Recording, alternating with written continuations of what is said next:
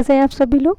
दोस्तों, सबसे पहले तो मैं आप सबको ये कहना चाहती हूँ कि आज मैं लगभग 4 दिन के बाद आपके सामने प्रस्तुत हुई हूँ, तो इसके लिए मैं आप सबसे दिल से माफ़ी चाहती हूँ और ये अधिकार आपको देती हूँ कि आप हमें क्षमा करें या ना क्षमा करें। ठीक है, तो दोस्तों अब बात करते हैं इस टॉपिक की।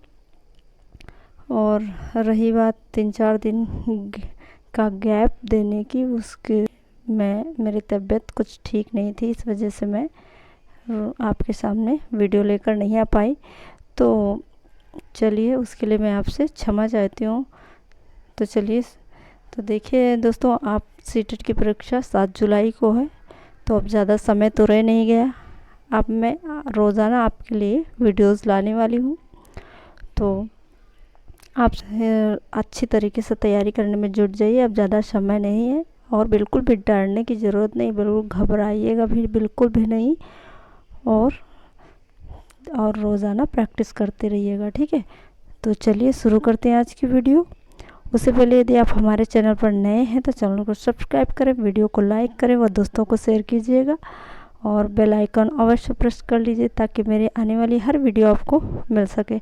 दोस्तों, आज के जो मॉडल पेपर हम आपके सामने लेकर आए हैं, ये CDP का मॉडल पेपर है और इसमें जो प्रश्न हमने रखे हैं, एक बिल्कुल जैसे कि आप परीक्षा हॉल में बैठे हों, इस तरह के हमने प्रश्न इसमें सजाए हुए हैं।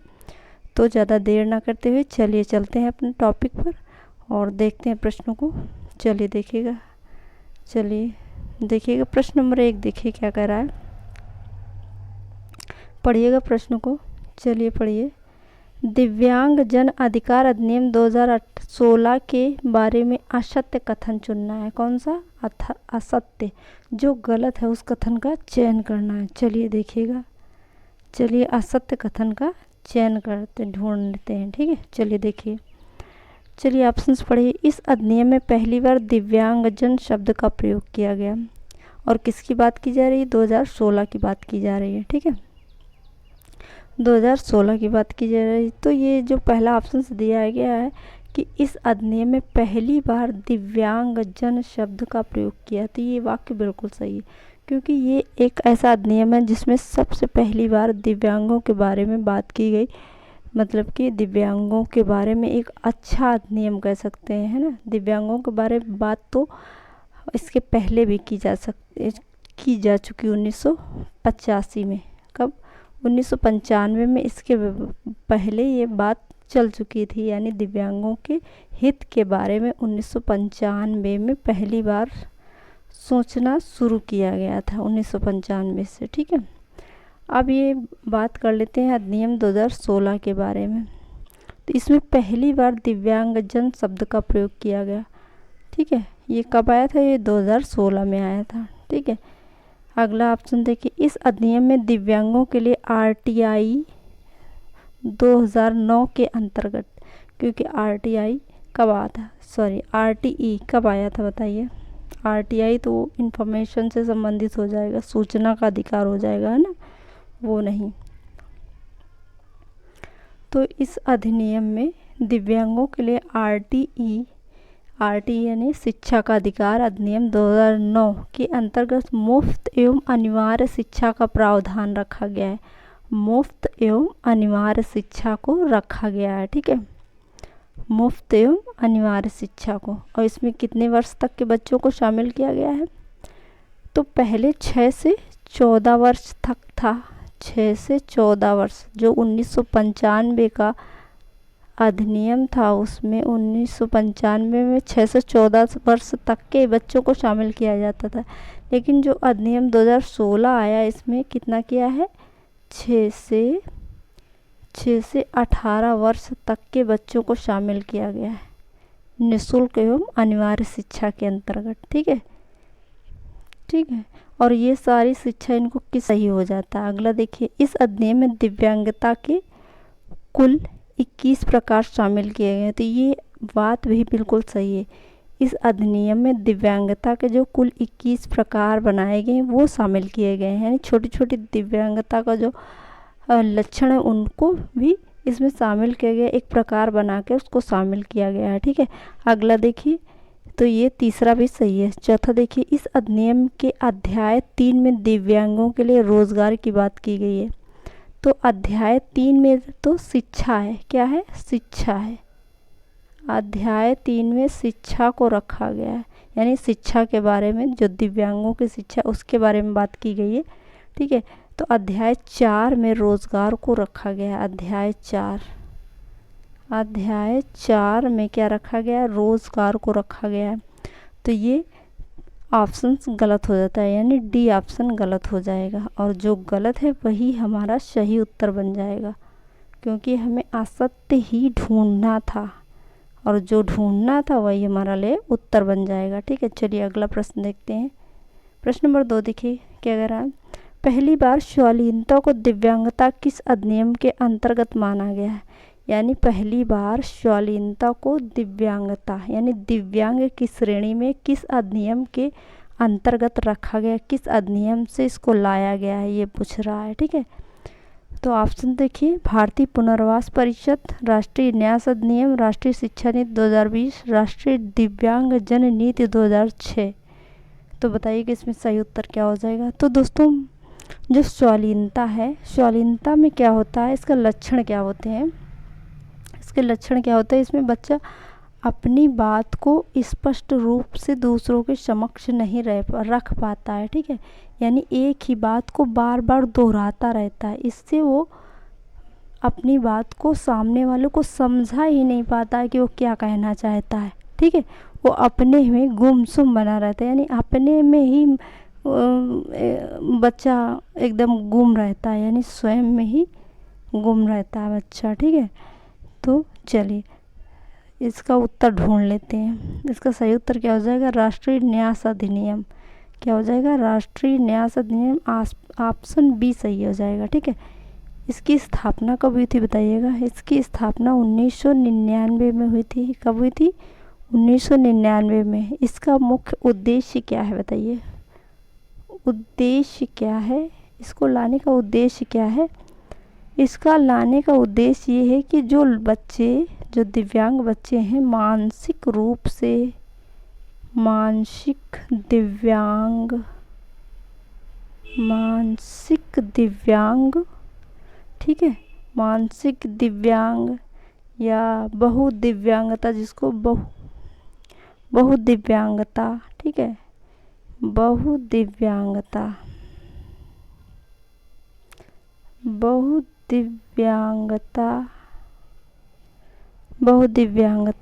और ये जो बहुदिव्यांगता किसके अंतर्गत, मतलब किस अधिनियम के द्वारा शामिल किया गया, ये बताइए। ये अधिनियम 2016 के अंतर्गत इस दिव्यांगता को शामिल किया गया है, ठीक है। अधिनियम 2016 से इसको शामिल किया गया है, ठीक है। तो बहुदिव्यांगता, शालीनता और प्रमस्तिष्क घात,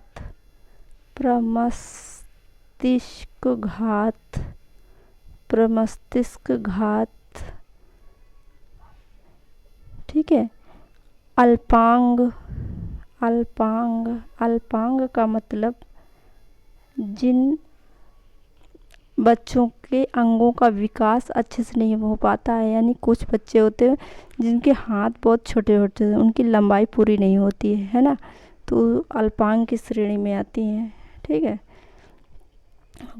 और कुछ के पैर भी ऐसे होते हैं कि छोटे छोटे होते हैं, तो उनको भी अल्पांग की श्रेणी में रखा गया, ठीक है। तो इस तरह से जो बच्चे हैं, जो दिव्यांगता की श्रेणी में आते हैं ये बच्चे, तो उनको उनके सशक्तिकरण के लिए प्रयासरत रहता है कौन, राष्ट्रीय न्यास अधिनियम। उनके सशक्तिकरण के लिए कार्य करता है कौन, राष्ट्रीय न्यास अधिनियम, ठीक है। इसी के तहत पहली बार शालीनता को दिव्यांगता माना गया है, ठीक है। तो ये सही उत्तर हो जाएगा। चलिए अगला ऑप्शन देखते हैं। ऑप्शन ए देखिए, ये ज़्यादा महत्वपूर्ण है, इसको भी देख लीजिए। ऑप्शन ए में क्या कह रहा है कि भारतीय पुनर्वास परिषद। अच्छा बताइए, इसको स्थापित करने का क्या उद्देश्य था बताइए। तो इसका गठन कब हुआ था, 1992 में हुआ था। 1992 में हुआ था। ठीक है, इसका मुख्य उद्देश्य क्या था, इसका उद्देश्य क्या था बताइए, यानी इसका कार्य क्या था, ये जो मुख्य उद्देश्य, यानी दिव्यांगों की शिक्षा, दिव्यांगों की शिक्षा,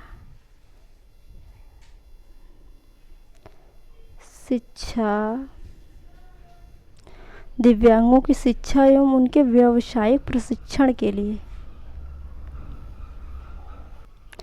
व्यावसायिक व्यावसायिक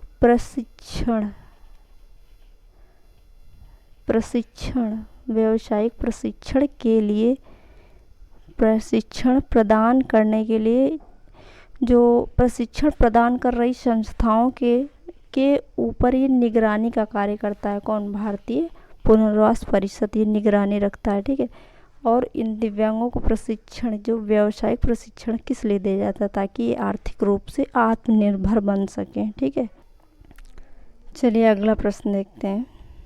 चलिए प्रश्न नंबर 3 देखिए। प्रश्न नंबर 3 क्या कह रहा है, स्किनर के भाषा विकास के सिद्धांत के चरण हैं। भाषा विकास के सिद्धांत के चरण हैं, देखिए कौन कौन से हैं। अनुकरण, साहचर्य, सबलीकरण। तो स्किनर ने जो भाषा विकास का सिद्धांत दिया है, यानी भाषा विकास का इन्होंने विभाजन किया है। क्या किया है? विभाजन। तो उसके कौन कौन से चरण हैं? अनुकरण, साहचर्य और सबलीकरण। तो इसके ये सभी चरण हैं, यानी उत्तर क्या हो जाएगा? उपर्युक्त सभी, उपर्युक्त सभी। ठीक है, चलिए अगला प्रश्न देखते हैं। प्रश्न नंबर 4 देखिए। आशुबेल ने अधिगम के कितने प्रकार बताए हैं? ऑप्शन देखिए 3, 4, 5, 6। बताइए इसमें सही उत्तर क्या हो जाएगा, बताइएगा। ये किस विचारधारा के मनोवैज्ञानिक थे, बताइए। तो ये संज्ञानात्मक विचारधारा के समर्थक थे। इन्होंने भी संज्ञानात्मक विचारधारा को अपनाया है, विचारधारा को अपनाया है। ठीक है, चलिए इन्होंने सार्थक अधिगम का सिद्धांत दिया, याद रखिएगा। अगर आपसे पूछ लिया जाए सार्थक अधिगम,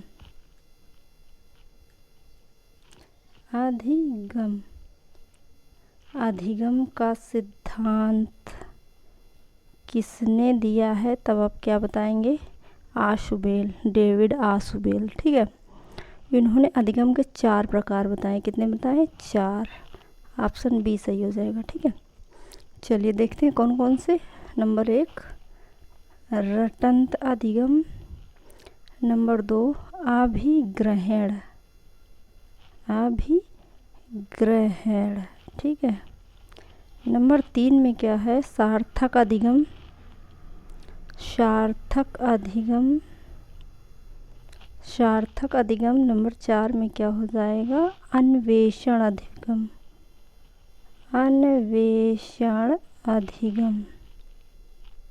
ये 4 प्रकार इन्होंने बताए हैं अधिगम के। ठीक है, चलिए अगला प्रश्न देख लेते हैं। प्रश्न नंबर 5 देखिए। चलिए देखिए प्रश्न नंबर 5 देखिए क्या है, पढ़िएगा प्रश्न को। अनुशासन जो अधिगम वातावरण में एक महत्वपूर्ण भूमिका निभाता है, किस तरह सहायता करता है? ऑप्शन देखिए। बच्चों को उनके पाठ रट कर याद करने में। देखिए जो रट कर याद करना एक निगेटिव टैग वर्ड है। क्या है? Negative tag word. तो ये ऑप्शन कट जाएगा। आपको किसी भी ऑप्शन में रट कर याद करना या याद करना ये शब्द मिल जाए, या रटना ये शब्द मिल जाए, तो ऑप्शन गलत हो जाएगा, उसको नहीं सही करना है। ठीक है, अगला ऑप्शन देखते हैं। बच्चों को अपनी शिक्षा को नियमित और मॉनिटर करने के लिए, यानी बच्चों को अपनी शिक्षा को नियमित तरीके से पढ़ने के लिए और जो ज्ञान प्राप्त कर रहे हैं उसका परीक्षण करने के लिए। तो अनुशासन तो इसके लिए बना ही है। तो सही उत्तर क्या हो जाएगा? ऑप्शन बी सही हो जाएगा। क्या सही है? ऑप्शन बी सही है। ठीक है, चलिए अगला प्रश्न देखते हैं। अब ये देखिए सी ऑप्शन देखिए, चुपचाप रहने के लिए क्या अनुशासन इसके लिए होता है? नहीं, हाँ, चुपचाप मतलब अनुशासन होता है कि आप अपने कार्यों को सही तरीके से करें, है ना। ऑप्शन डी देखिए, शिक्षकों को निर्देश देने के लिए नहीं। चलिए अगला प्रश्न देखते हैं। निम्नलिखित में से कौन सी क्या कह लिखा हुआ है, पूर्ण संख्यात्मक विचार की एक सीमा नहीं है। तो ये पूर्ण नहीं, यहाँ पे लिखा है पूर्व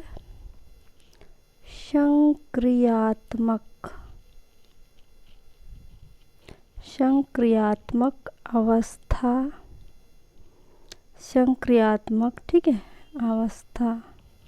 तो यहाँ पे क्या लिखा हुआ है, पूर्व संक्रियात्मक विचार की एक सीमा नहीं, यानी उसका विचार, उसके अंतर्गत जो भी विशेषताएं प्रकट होती हैं इनमें से कौन सी नहीं है पूछ रहा, ठीक है। देखिए ऑप्शन देखिए, उत्क्रमणीयता। उत्क्रमणीयता का मतलब है किसी भी वस्तु को या कोई किसी भी बिंदु को क्रम से लगाना, क्रम से लगाना, ठीक है। अगला देखिए ऑप्शन, ध्यान केंद्रित करने की प्रवृत्ति। तो जो पूर्व संक्रियात्मक अवस्था होती है उसकी एज कितनी होती है बताइए, 2 से 7 वर्ष, 2 से 7 वर्ष। ये सभी अवस्थाएं किसके अंतर्गत आती हैं, जीन पियाजे के संज्ञानात्मक विकास, जीन पियाजे के संज्ञानात्मक विकास, संज्ञानात्मक विकास का जो सिद्धांत दिया गया है उसी के अंतर्गत ये 4 अवस्थाएं आती हैं। कौन कौन सी, संवेदी गामक अवस्था, गामक अवस्था, इसकी उम्र कितनी है, 0 से 2 वर्ष, ठीक है, 2 वर्ष, ठीक है। दूसरी अवस्था क्या है, पूर्व संक्रियात्मक अवस्था, संक्रियात्मक अवस्था,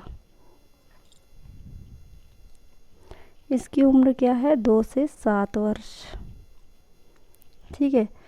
ऑप्शन सीधे मतलब तीसरी अवस्था कौन सी हो जाएगी, मूर्त संक्रियात्मक, संक्रियात्मक अवस्था, इसकी उम्र कितनी है, 7 से 11 वर्ष, ठीक है। चौथी अवस्था कौन सी है, चौथी है अमूर्त संक्रियात्मक अवस्था, संक्रियात्मक अवस्था, इसकी उम्र कितनी है, 11 से 18 वर्ष, ठीक है, 11 से 18 वर्ष, ठीक है। तो ये जो पूर्व संक्रियात्मक अवस्था होती है इसमें 2 से 7 वर्ष तक की उम्र के बच्चे आते हैं, ठीक है। ये जो अवस्था होती है इसमें कौन कौन सी विशेषताएं आती हैं, यानी वस्तुओं को क्रम में लगाना, ठीक है, प्रतीकात्मक विचार का विकास करना, यानी प्रतीकात्मक यानी प्रतीक चिन्हों का, या वस्तुओं को स्वयं से उनको एक बार देख लेने के बाद उनको फिर से देखना तो उनको पहचान जाना है, प्रतीकात्मक विचार का विकास, अहम केंद्रिकता, ये भी, ठीक है, ये तो आती है। तो सही उत्तर क्या हो जाएगा, जो ध्यान केंद्रित करने की प्रवृत्ति है ये किस में आता है, ये अमूर्त में आता है, किसमें, अमूर्त चिंतन, अमूर्त संक्रियात्मक अवस्था जो 11 से 18 वर्ष तक की आयु उसके अंतर्गत आता है, यानी चौथी अवस्था में आता है। तो बी ऑप्शन इसमें नहीं है, जो नहीं है वही हमारा उत्तर बन जाएगा, ठीक है। चलिए अगला प्रश्न देखते हैं। चलिए प्रश्न नंबर 7 पढ़िए। निम्न में से कौन सा प्रश्न बच्चों को गंभीर रूप से सोचने, यहाँ पर सोचने लिखा है, सोचने के लिए आमंत्रित करता है, यानी ये जो वाक्य दिए गए हैं इनमें से कौन सा ऐसा वाक्य है जो बच्चों को सोचने के लिए उत्तरदायी माना जाएगा, है ना, जो सोचने के लिए प्रेरित करेगा। चलिए ऑप्शंस देखते हैं। विभिन्न तरीकों से हम कैसे इसे हल कर सकते हैं, यानी कोई क्वेश्चन है आप उसे विभिन्न तरीकों से कैसे हल कर सकते हैं ये खोजना। तो इसमें तो बच्चे दिमाग लगाएंगे, तो यानी सोचेंगे, तो ठीक है, ये तो ठीक है। अगला देखिए, क्या आप इस प्रश्न का उत्तर जानते हैं? तो वो सिर्फ क्या उत्तर देगा। आपने किसी से पूछा, मान लीजिए हमसे किसी ने पूछा क्या आप इस प्रश्न का उत्तर जानते हैं, तो हम क्या कहेंगे? हाँ। तो यानी हमने कोई भी सोचा विचारा नहीं, सिर्फ जानते तो हाँ, है ना, जानते हैं और उत्तर बता देंगे, सिर्फ एक ही उत्तर निकल कर आ जाएगा, है ना। तो ये तो इतना सूटेबल नहीं होगा, ठीक है, इस प्रश्न के हिसाब से। अगला ऑप्शन से देखिए, सही जवाब क्या है? तो सही जवाब मुझे पता है तो मैं तुरंत उसको बता दूंगी, कोई भी सोचने विचारने की ज़रूरत ही नहीं, है ना। तो अगला ऑप्शन देखिए, क्या आप इसी तरह की स्थिति के बारे में सोच सकते हैं? चलिए चौथा ऑप्शन देख लेते हैं, क्या कह रहा है? क्या आप इसी तरह की स्थिति के बारे में सोच सकते हैं? यानी पहले से आपने जो सोचा है उसी के बारे में फिर से सोचने का कह रहा है। तो गंभीर रूप से सोचने की तो कोई बात ही नहीं, आराम से आप उसको, क्योंकि आप उसे जानती हैं तो आप ज़्यादा दिमाग नहीं लगाएंगे, है ना। तो इस ऑप्शन में जो सबसे सटीक उत्तर हो जाएगा ऑप्शन ए, यानी विभिन्न तरीक़ों से हम इसे कैसे हल कर सकते हैं। कोई क्वेश्चन है उसको अलग अलग तरीके से कैसे हल किया जा सकता है, इसको जानना, ठीक है। तो यही सही उत्तर हो जाएगा। चलिए अगला प्रश्न देख लेते हैं। निम्नलिखित में से कौन सा विकल्प प्रगतिशील शिक्षा का सबसे अच्छा वर्णन करता है? ऑप्शन देखिए, परियोजना विधि, क्षमता समूह बनाना, रैंकिंग। अगला देखिए, प्रगतिशील शिक्षा के बारे में है, तो करके सीखना, परियोजना विधि, सहयोग से सीखना। तीनों ऑप्शन पॉजिटिव दिख रहे हैं, ठीक है। सी देखिए, नियम इकाई यानी नियमित इकाई, परीक्षण, रैंकिंग और सहयोग से सीखना। परीक्षण, रैंकिंग, सहयोग से सीखना, ठीक है। तो इसमें सहयोग से सीखना तो पॉजिटिव है, लेकिन और अदर जो ऑप्शंस हैं वो ठीक नहीं दिख रहे हैं ना। अगला देखिए, व्यक्तिगत अधिगम क्षमता समूह वाले छात्रों की लेवलिंग, यानी उनको लेवलिंग करना कि तुम कमज़ोर हो, तुम अच्छे हो, है ना। इससे क्या होगा, उनके अंदर हीन भावना आएगी, यानी बच्चे आपस में घुल मिलकर सामूहिक रूप से पढ़ने में कठिनाई महसूस करेंगे, ठीक है। चलिए, तो इसका सही उत्तर क्या हो जाएगा? ऑप्शन बी देखिए, तीनों ही जो विकल्प दिए गए बिल्कुल सटीक हैं। देखिए, करके सीखना, परियोजना विधि और सहयोग से सीखना, ठीक है, यही सही उत्तर हो जाएगा, ऑप्शन बी। चलिए अगला प्रश्न देखते हैं, ब्लूम की टैक्सोनॉमी। चलिए प्रश्न नंबर 9 देखते हैं, क्या कह रहा है, चलिए पढ़ते हैं। ब्लूम की टैक्सोनॉमी से संबंधित असत्य कथन का चयन कीजिए।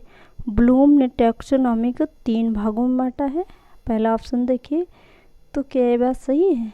तो ब्लूम की जो टैक्सोनॉमी है यानी शिक्षण के जो उद्देश्य है, इन्होंने 3 भागों में बांटा। कौन कौन से उद्देश्य बताए हैं? संज्ञानात्मक,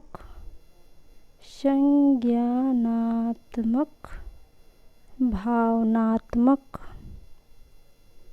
और तीसरा कौन सा है? मनोक्रियात्मक, ठीक है, मनोक्रियात्मक। ये 3 भाग बताए हैं, ठीक है।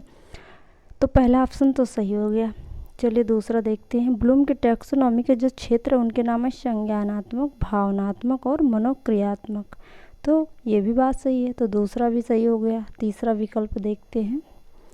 ब्लूम की संशोधित टैक्सोनॉमी 2001 में ब्लूम के शिष्य क्रॉथवेल ने दी थी। तो क्या ये बात सच है? बताइए, चलिए जल्दी से बताइए। तो दोस्तों, जो ब्लूम ने अपनी जो टैक्सोनॉमी दी थी यानी शिक्षण के उद्देश्य बताए थे इन्होंने, तो उन्होंने कितने बताए? उसके जो क्षेत्र रखे थे वो 3 थे, संज्ञानात्मक, भावनात्मक और मनोक्रियात्मक, ठीक है। तो जो संशोधन की बात की जा रही है, तो ये संशोधन केवल संज्ञानात्मक क्षेत्र के अंतर्गत किया, संज्ञानात्मक क्षेत्र के अंतर्गत किया था। किसने किया था? सबसे पहले ये जान लेते हैं कि संज्ञानात्मक क्षेत्र के जो चरण हैं वो कौन कौन से हैं, ठीक है, ये जान लेते हैं। तो ये संज्ञानात्मक क्षेत्र का जो प्रतिपादन 1956 में ब्लूम ने किया था, ठीक है। इसमें इन्होंने 6 चरण बताए थे। कौन कौन से? ज्ञान, बोध,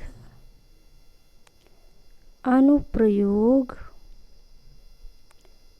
अनुप्रयोग संश्लेषण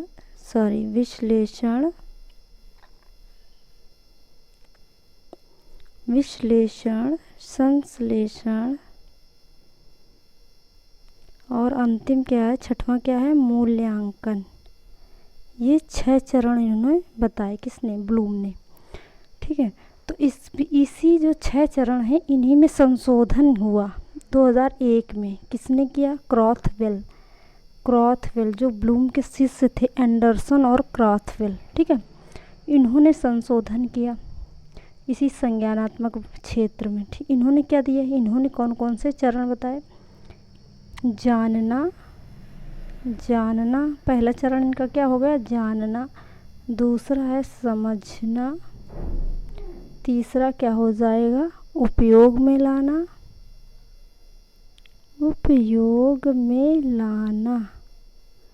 चौथा चरण इन्होंने क्या बताया, विश्लेषण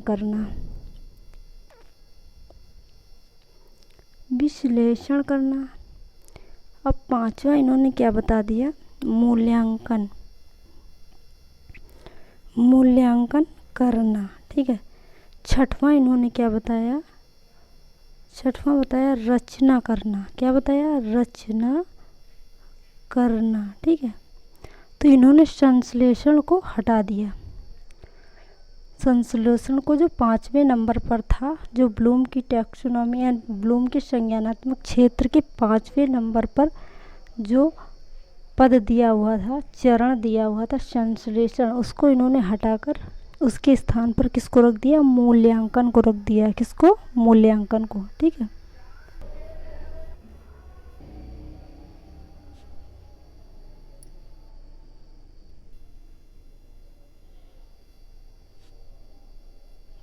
चलिए तो इसमें इन्होंने संश्लेषण को हटा दिया। ठीक है, तो तीसरा वाक्य भी सही हो जाता है। ठीक है, चौथा देखिए, संशोधित टैक्सोनॉमी से रचना करना चरण को समाप्त कर दिया गया है। रचना करना को नहीं समाप्त किया गया है, इन्होंने संश्लेषण को समाप्त किया है, तो ये वाक्य गलत हो गया। तो हमें जो असत्य था वही ढूंढना है, तो सही क्या हो जाएगा, चौथा ऑप्शन सही हो जाएगा, क्योंकि यही हमें ढूंढना था। चलिए अगला प्रश्न देख लेते हैं। प्रोफेसर दवे के अनुसार क्रियात्मक पक्ष के चरण हैं। चरण कौन कौन से हैं देखिएगा, ऑप्शंस देखिए। चलिए, तो प्रोफेसर दवे के अनुसार जो मनोक्रियात्मक पक्ष के चरण हैं, चलिए उनको देखते हैं। उद्दीपक या प्रेरक, अनुकरण, क्रियान्वयन और फिर क्या दिया है, चलिए क्या दिया हुआ है, उपर्युक्त सभी। तो इसमें जो सही उत्तर वो ढूंढना है। प्रोफेसर दवे के अनुसार क्रियात्मक पक्ष के चरण हैं उद्दीपन या प्रेरक, अनुकरण, क्रियान्वयन। तो ये तीनों ही हैं, तो सही उत्तर क्या हो जाएगा, उपर्युक्त सभी। ठीक है, और कौन कौन से चरण हैं, और क्या हो जाएगा, क्रियान्वयन, उसके बाद आ जाता है परिशुद्धता।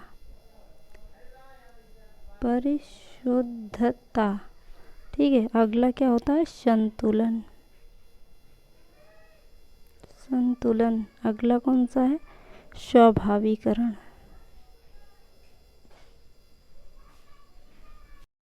और अंतिम चरण कौन सा है, आदत निर्माण। कौन सा है, आदत निर्माण।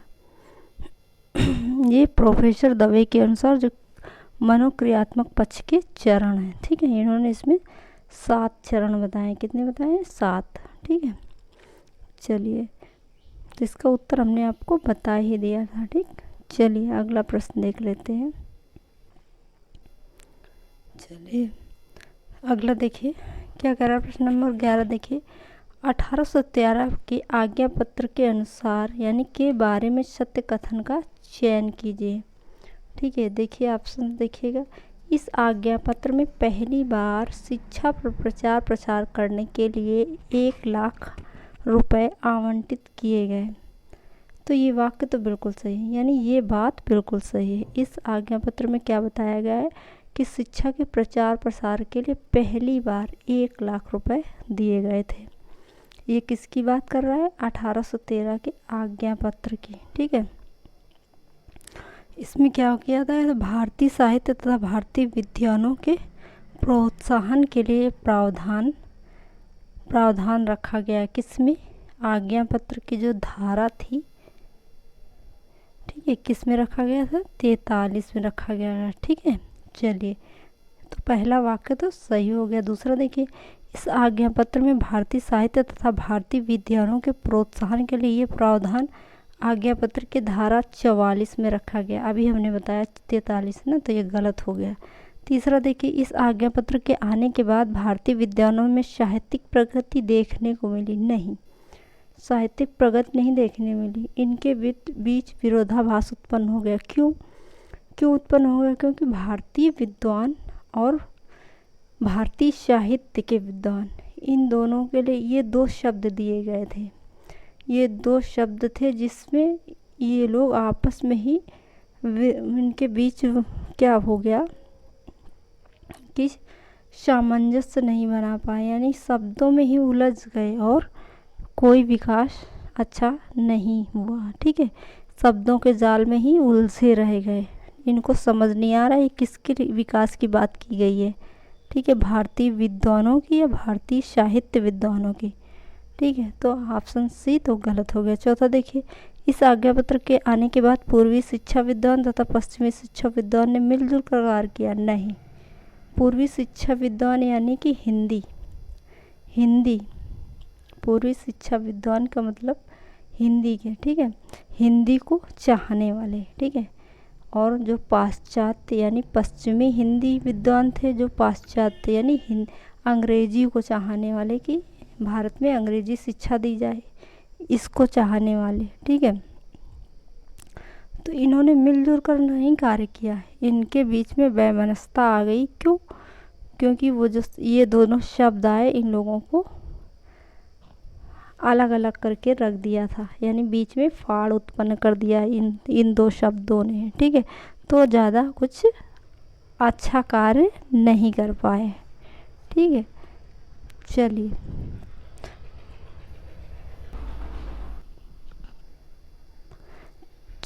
तो सही उत्तर क्या हो जाएगा? ऑप्शन ए केवल सही है। ऑप्शन ए केवल सही है और सारे गलत हैं। चलिए, अगला प्रश्न देख लेते हैं। निम्नलिखित कथनों पर विचार कीजिए। चलिए, ऑप्शन देखते हैं। ईसाई धर्म के प्रचारक विलियम मार्क्समैन, ये मार्क्स यानी कौन था? ईसाई धर्म का प्रचारक कौन था? मार्क्समैन थे, मार्क्स नहीं, मार्क्समैन। ठीक है, ईसाई धर्म के प्रचारक विलियम मार्क्समैन को श्रीरामपुर त्रिमूर्ति के नाम से जाना जाता है। बिल्कुल सही।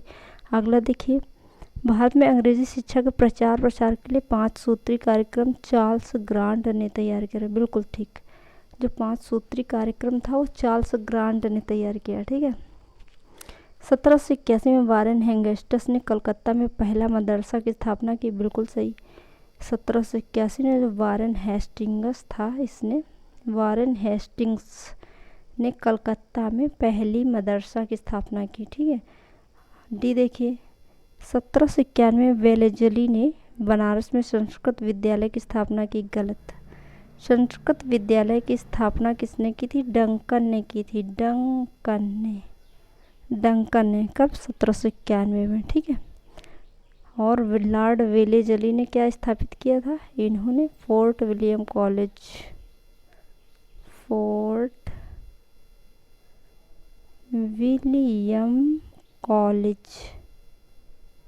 कॉलेज की स्थापना की थी। कब की थी? 1800 में की थी। ठीक है, याद रखिएगा, ये क्वेश्चन एक बार पूछा भी जा चुका है किसी न किसी परीक्षा में। ठीक है, चलिए, तो इसमें जो सही है वो तो ऊपर के 3 वाक्य सही हैं, लेकिन जो डी है वो गलत है। तो जो गलत है उसे हम लोग अलग कर देते हैं। ठीक है, ठीक, यानी अलग या भिन्न कौन है? D option. ठीक, चलिए, तो दोस्तों आज के लिए बस इतना ही। कैसी लगी क्लास कमेंट बॉक्स में ज़रूर बताइएगा। फिर मिलते हैं नेक्स्ट वीडियो में, तब तक के लिए आप सभी का बहुत बहुत धन्यवाद।